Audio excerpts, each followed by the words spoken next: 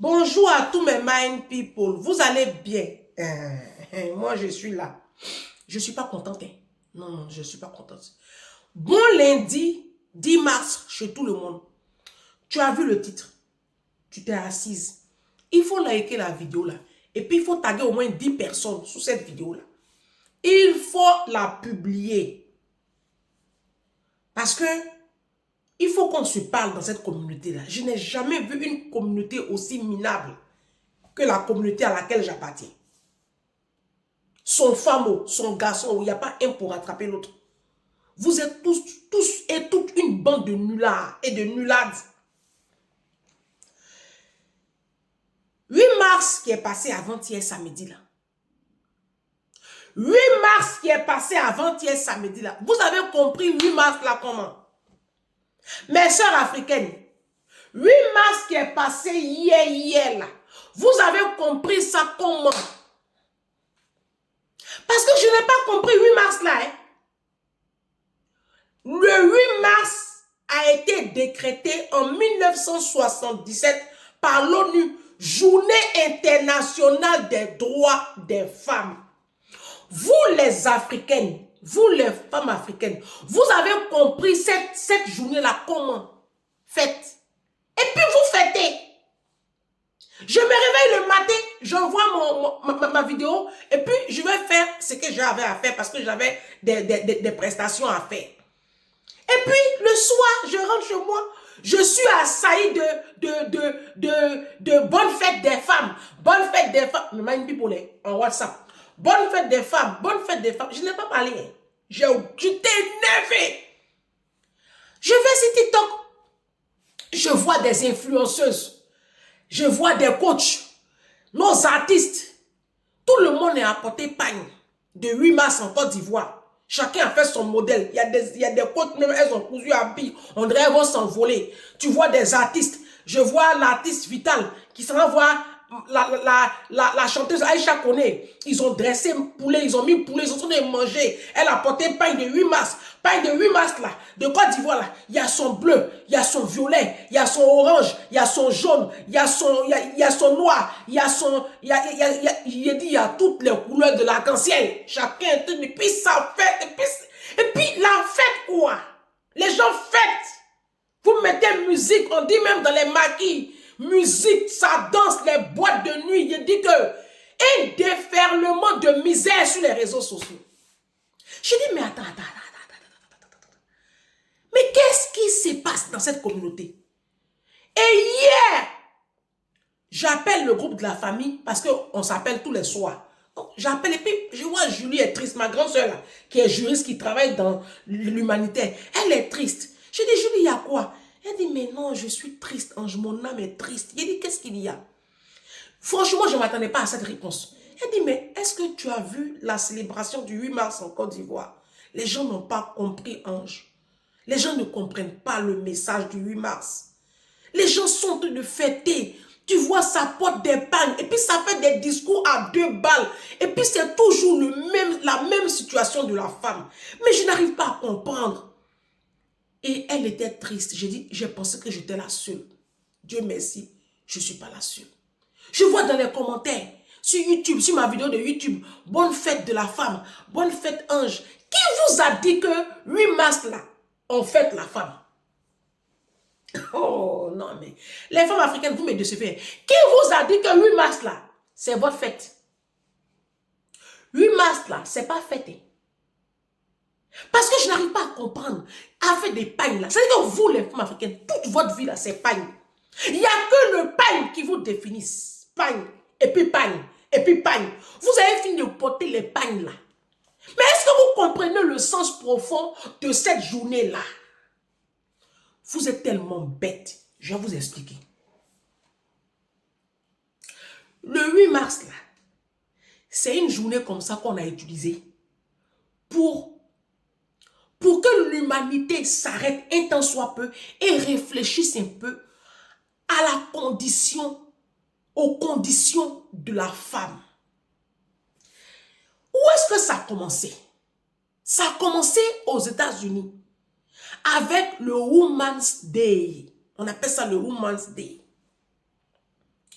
La journée internationale des droits des femmes tire son origine d'une manifestation pour le droit de vote des femmes organisée par le Comité national de la femme du Parti socialiste américain et qui a eu lieu le dernier dimanche du mois de février 1909, donc au début du XXe siècle. Connue sous le nom de Women's Day, elle demeure l'une des activités officielles du dit comité et sera célébrée annuellement aux États-Unis jusqu'en 1914.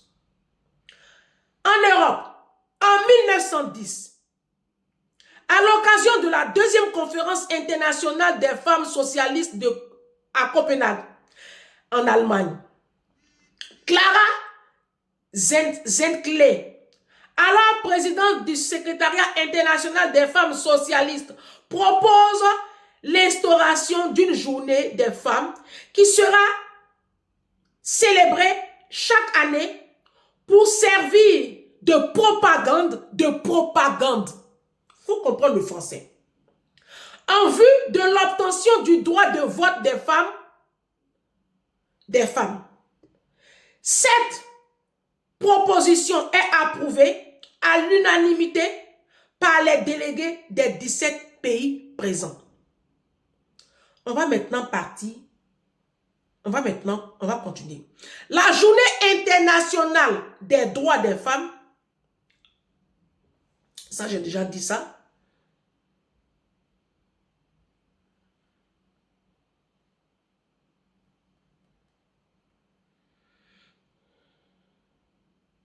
La journée internationale de la femme est née du mouvement syndical des graines.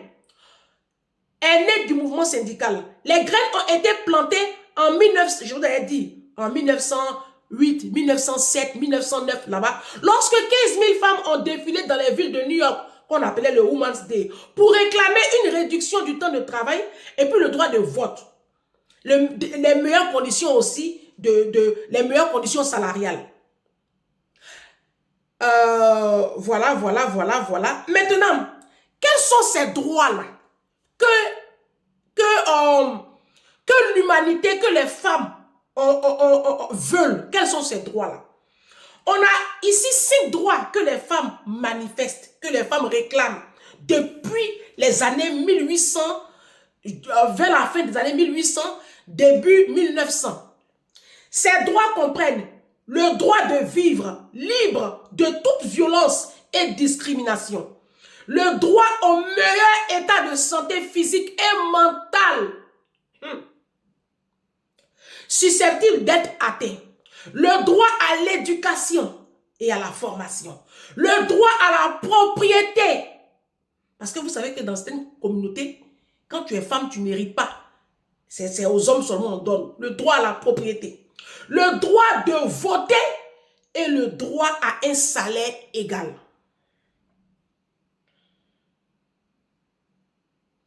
Cette journée est issue de l'histoire des luttes féministes menées sur les continents européens et américains. Le 28 février 1909, la journée nationale de la femme, le National Women's Day, est célébrée aux États-Unis à l'appel du Parti socialiste d'Amérique, à la suite d'une proposition de Clara Zetkin en août 1910 à Copenhague. L'Internationale socialiste des femmes célèbre le 19 mars 1911 la première journée internationale des femmes qui deviendra après, avec l'ONU, la journée internationale des droits de la femme. Ok. C'est la Russie soviétique qui est le premier pays à l'officialiser en 1921 en faisant un jour férié mais non chômé jusqu'en 1965. L'événement restera principalement cantonné au pays du bloc socialiste jusqu'à la fin des années 1960. Lorsqu'il sera repris par la deuxième vague féministe, dans ce contexte, une journée des femmes en Europe a été organisée en Belgique le 11 novembre 1972 en présence de Simone de Beauvoir et a rassemblé plus de 8000 femmes. C'est finalement en 1977 que les Nations Unies officialisent la journée, invitant tous les pays de la planète à célébrer une journée en faveur des droits des femmes. C'est la journée internationale des droits de la femme. Point.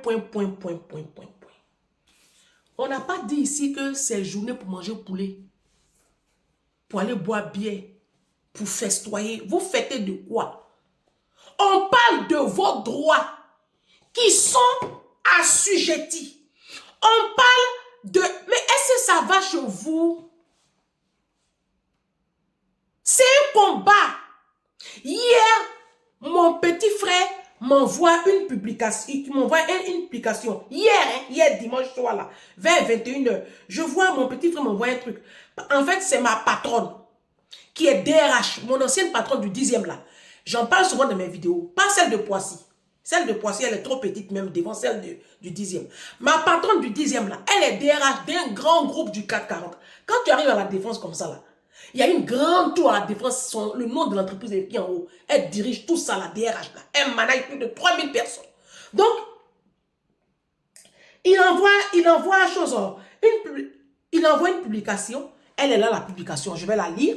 Ça a été tiré du journal Les Échos. C'est ici en France. Et il voit le nom de ma patronne dedans. Donc, il m'envoie ça.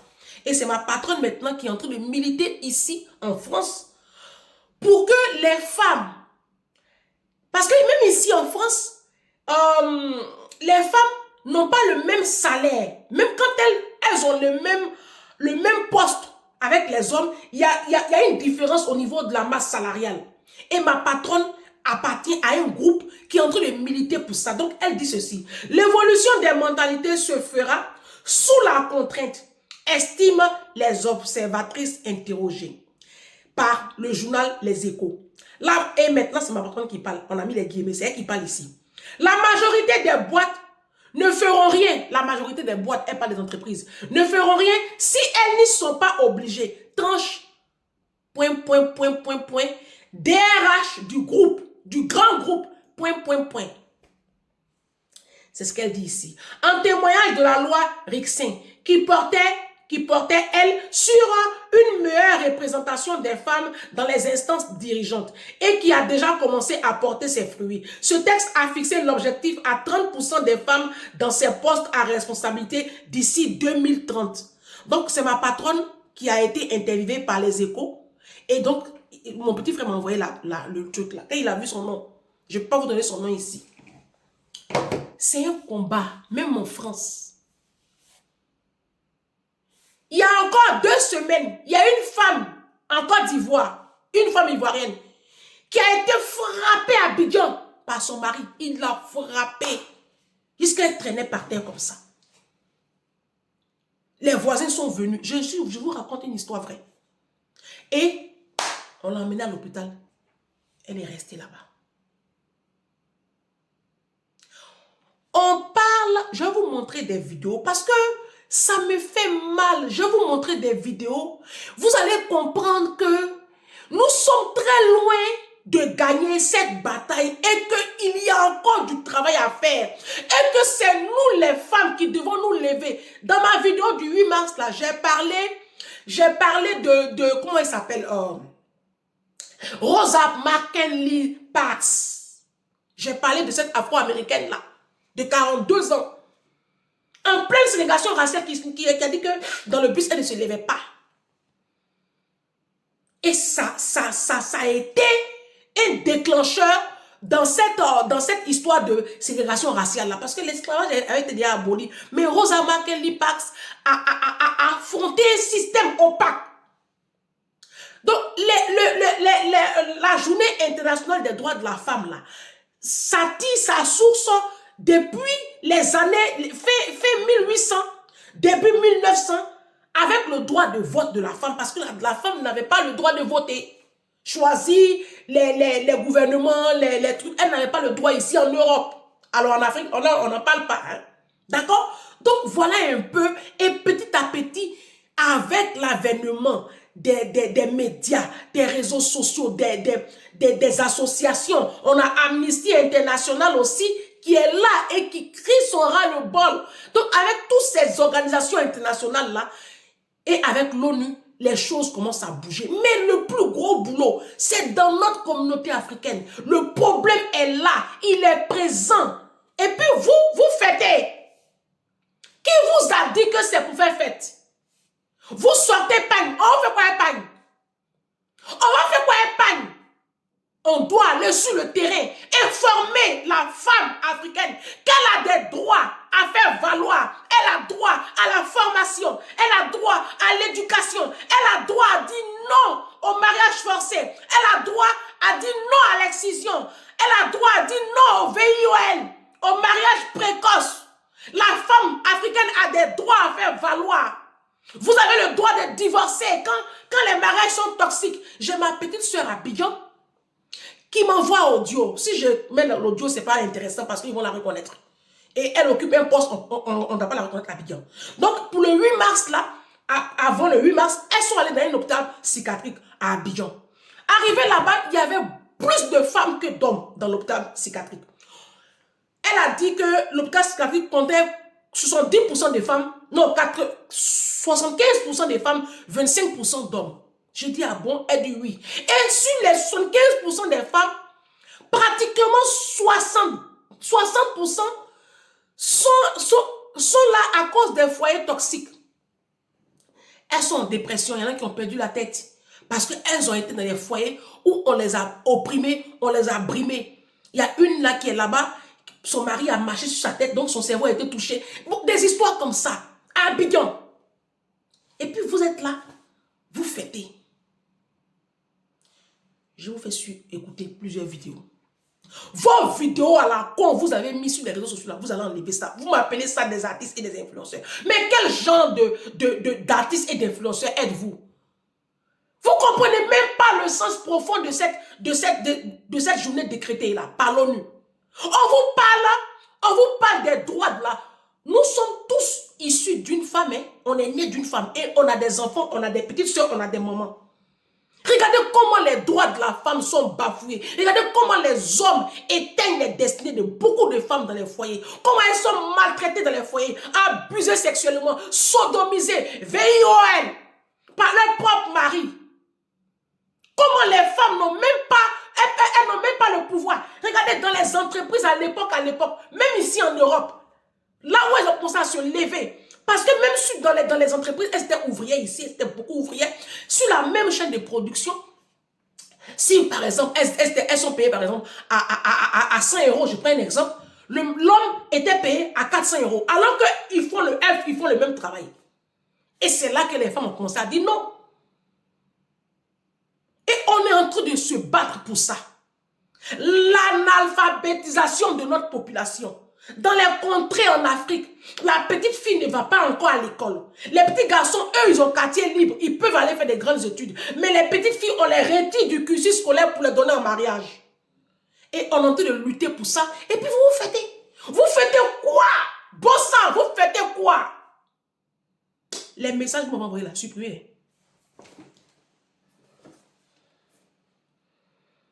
Vidéo numéro 1.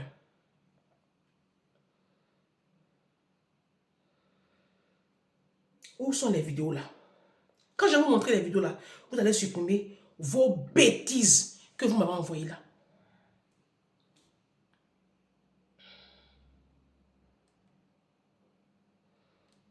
Je vois des animatrices télé. Hein? Voici une ici. Elle est en pagne. Voici les modèles. Hein? Eux tous, ils sont en pagne. Eux tous. Tout le monde est en pagne. Qu'est-ce qu'on fait à pagne? Qu'est-ce qu'on fait à pagne? Les couples que l'on croise ici, avec des maris âgés, qui tiennent un discours ahurissant. Écoutez ça. J'ai 13 ans. Moi, j'ai 60 ans. Elle est très obéissante et très attentive. Et je l'aime fort car vu mon âge, J'ai très envie de ressentir la chaleur de son corps. Regardez-moi ça. Sa chaleur corporelle m'a plu et c'est ce qui fait que nous cohabitons ensemble. Regardez la détresse dans le regard de cette petite fille de 13 ans. Oui, même si je suis vieux, j'ai encore de la vigueur pour la satisfaire. Regardez la lettre au secours qu'elle envoie. Au secours, aidez-moi. Ça, c'est de l'alcool traditionnel. J'y mets des racines et des tiges. Comme ça, j'ai de la force pour lui donner du plaisir.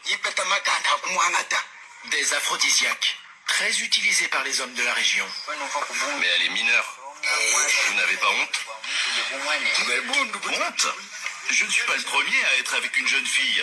Si vous allez dans d'autres villages, vous verrez que plusieurs hommes vivent comme moi et que c'est une pratique courante. Ils sont aussi vieux que moi et ils vivent avec des jeunes filles comme moi. Regardez la détresse. Regardez la détresse dans le regard de ce bébé-là. Regardez ce pédo. Et vous fêtez. Et vous dansez. Quelques maisons plus Voici loin, encore. un autre couple. Regardez ici. Amina attend un bébé. Elle n'a pourtant que 12 ans. L'homme qui l'a mise enceinte, 68 ans, n'est autre que son propre violeur.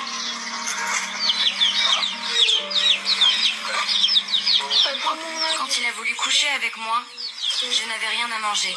Je ne savais pas où aller. Je ne pouvais qu'accepter. Je n'avais pas le choix. C'était me prendre de force, oui.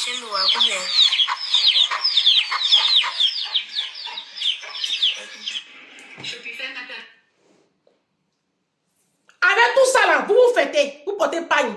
Son jaune, son violet, son... Parce que vous êtes dans votre petite zone de confort là, avec vos petites familles, tout va bien, vous êtes en bonne santé, vous avez un travail, vous mangez à votre faim, vos enfants sont dans les bonnes écoles, vous êtes dans des jolies maisons. Vous ne pensez pas que à côté de vous, vos propres populations africaines sont en train de souffrir. Vous êtes là, vous fêtez. Les messages que vous m'envoyez là, vous allez, vous tous qui m'envoyez un message là, supprimez. Vidéo combien? Bande de gougnafiers. Vidéo numéro 2.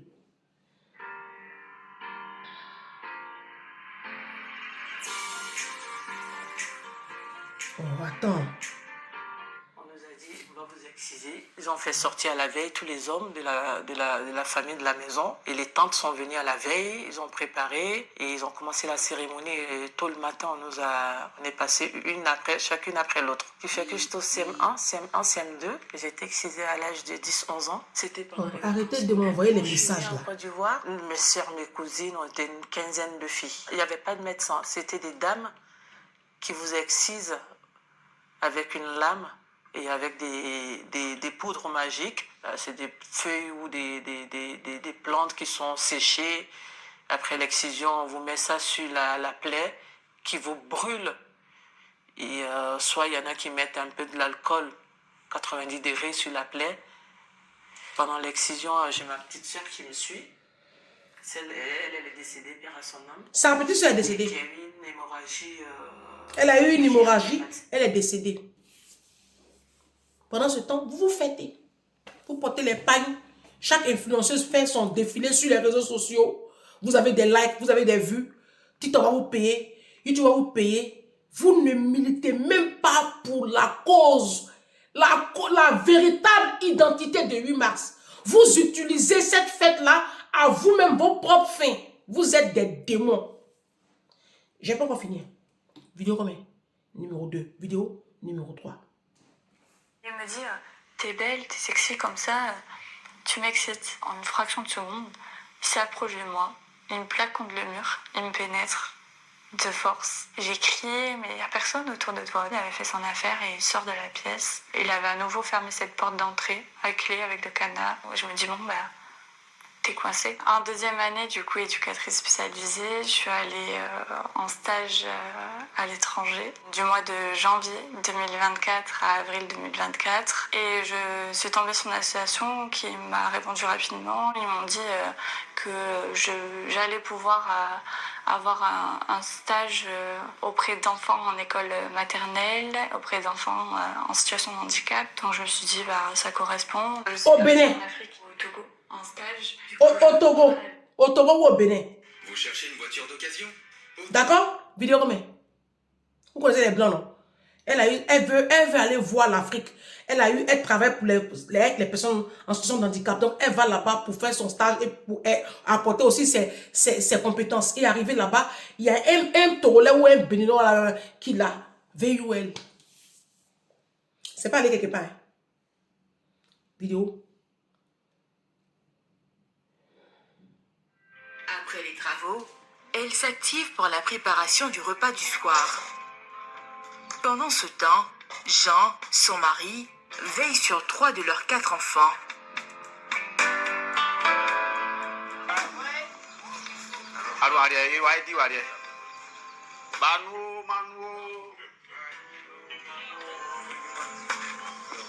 Le couple reçoit régulièrement la visite des agents de la santé communautaire. Voilà. Ils sont dans la précarité. Précarité. Attends, je vais mettre ma lumière. Ils sont dans la précarité. Il n'y a même pas on ne peut même pas les suivre correctement. Les femmes, là, les mettre sous pilule, sous contraception. Elles sont livrées à elles-mêmes. Elles n'ont pas droit. Elles n'ont pas l'éducation. Elles n'ont pas droit aux formations. Elles n'ont pas droit à l'instruction. Elles sont dans les zones reculées des contrées lointaines, dans nos petites bourgades africaines là. Et pendant ce temps, nos chefs d'État, nos ministres, nos députés, nos élus locaux sont là en train d'acheter des Range Rover pour des maîtresses. Ils sont en train de se la couler douce. Leurs enfants sont dans les meilleures écoles du monde. Ils pillent les ressources du pays. Et puis vous portez pas de 8 mars, vous fêtez. Ma chérie, tu m'écoutes. Tu es une femme. Je suis en train de te montrer la détresse de tes soeurs femmes africaines. Elles ont comme ça. Même les blanches, elles sont dedans. L'ONU, là, c'est pas que pour les Africains. Hein. La femme, dans le monde entier, que ce soit en Inde, au Mexique, en Chine, partout dans le monde, en Afrique, en Arabie Saoudite, eux-mêmes, là-bas, c'est encore grave. En Iran, c'est encore grave. Là-bas, c'est la charia. Là-bas, la femme n'a pas le droit à faire quelque chose. Dès qu'une femme fait un faux pas net, on va l'éliminer. On prend acide, on verse sur elle, on va la pendre, on fait comme ça, on fait comme ça. Et on est en train de parler de ça. Et puis vous fêtez. Je vous ai montré une vidéo des 2 vieillards là. Un qui a enceinté la petite de 12 ans, l'autre qui est avec la fille de 13 ans. C'est encore présent dans nos sociétés. À cause de la précarité des familles, de la pauvreté. Il n'y a pas l'information. On n'est pas en train de... Il faut qu'on explique aux populations d'arrêter de faire les enfants dans la pauvreté, mettre nos filles à l'école. Ça, c'est pas votre 8 mars là. Au lieu de parler des vrais problèmes qui détruisent et qui assujettissent et qui affaiblissent la femme, vous portez paille. Vous faites les fêtes. Vous faites les repas. Et puis vous mettez les vidéos sur... Ça veut dire que vous avez dénaturé le sens profond de cette journée-là. On n'a pas dit que c'était fête. On dit l'humanité doit marquer une pause. Et puis réfléchir aux conditions de la femme dans le monde. Vous fêtez. Mais à quand la fin de cette stupidité? Très chère femme africaine, c'est quand vous allez réfléchir un peu même. Vous pensez que ce combat-là, qui va le mener pour nous? Ce n'est pas les hommes. Hein? Ah non. Quand je vous ai lu là, ce n'est pas les hommes qui ont marché pour avoir les droits là. Pour que l'ONU décrète la journée internationale des droits de la femme là, ce n'est pas les hommes qui ont milité pour ça. Hein? Ce sont les femmes dans le monde entier qui se sont levées et qui ont dit non, on veut un salaire égal. Voilà, égalité au niveau du genre. Si on fait le même travail, on veut le même revenu. Ce sont les femmes qui se sont battues. Je suis libre de disposer de mon corps comme bon me semble. Mon corps n'appartient pas à un homme. Je suis en droit de dire non à un homme. Quand il veut avoir des rapports sexuels, j'ai le droit de dire non. C'est mon corps. C'est moi qui j'en dispose. Un pasteur ne peut pas quitter là-bas et venir dire que mon corps appartient à mon mari. On est en train de lutter pour ça. Et puis vous fêtez quoi? Vous fêtez quoi, bande de bêtes femmes? Vous fêtez quoi? Donc vous, les femmes africaines, là, toute votre vie, là, c'est fêté seulement. Vos comptes sont vides. Vous avez des filles. L'avenir de vos filles, c'est comme ça. Toi-même qui m'écoutes là, tu sors d'un mariage, tu sors d'une relation toxique, ou du moins tu es encore dans une relation toxique, tu y penses. Vos droits sont bafoués. Vos droits sont piétinés. Et parce que vous êtes dans un prétendu confort à 2 balles là, vous avez le courage de fêter, de festoyer, de porter des pagnes. Oh les cœurs, les couleurs de pagne. On fait quoi les pagnes? Journée internationale du 8 mars là, droit des femmes là, c'est pas journée de pagne. Hein? Non mais les femmes africaines, vous êtes trop bêtes. C'est pas journée pour fêter. C'est pas, oh, vous avez fait quoi les pagnes? Vous n'êtes pas fatigué même des pagnes. La femme africaine, vous n'allez pas arrêter vos bêtises de pagnes là. Votre vie là, c'est que le mariage, enfant et puis pagne. Et après, vous êtes limité. C'est ça qu'on appelle les mentalités limitantes. Les autres nations, je vous ai lu, ma patronne, DRH, d'un grand groupe du 440. Le 440, c'est les 40 plus grosses entreprises qui forment la puissance de la France. Elle fait partie du DRH d'un grand groupe du 440. Et c'est elle qui est en train de militer pour que dans les instances là, d'ici 2030, les femmes aient les mêmes salaires que les hommes. Eux, les blancs, ils sont à ce niveau-là. Regardez, nous, on est à quel niveau? Nos petites filles de 12 ans, de 13 ans. Je vous ai montré la vidéo de la jeune fille qui a été excisée. C'est un problème, l'excision. La polygamie, comment la polygamie détruit les femmes africaines? Parce que même vous, les femmes musulmanes qui dites que oui, le prophète a dit là, mais vous allez chez les marabouts. Et comment ça vous ruine les marabouts? Comment ça vous assujettit le maraboutage? Vous partez avec le nom de vos rivales, un nom de vos maris. Tout ça, c'est un système qui avilit et qui assujettit les conditions de la femme. Et on parle de ça et puis vous fêtez. Vous fêtez quoi, bande d'idiotes? Vous fêtez quoi? Vous êtes dans les églises en train de traîner, offrir dîmes et puis offrandes. Pendant ce temps, le compte de vos enfants sont vides. Vous êtes dans des foyers de misère. On vous dit non, le divorce, tu allais à l'enfer. Et vous fêtez quoi? Bon sang de merde, vous fêtez quoi? Vidéo combien? À demain, bande de sauvages.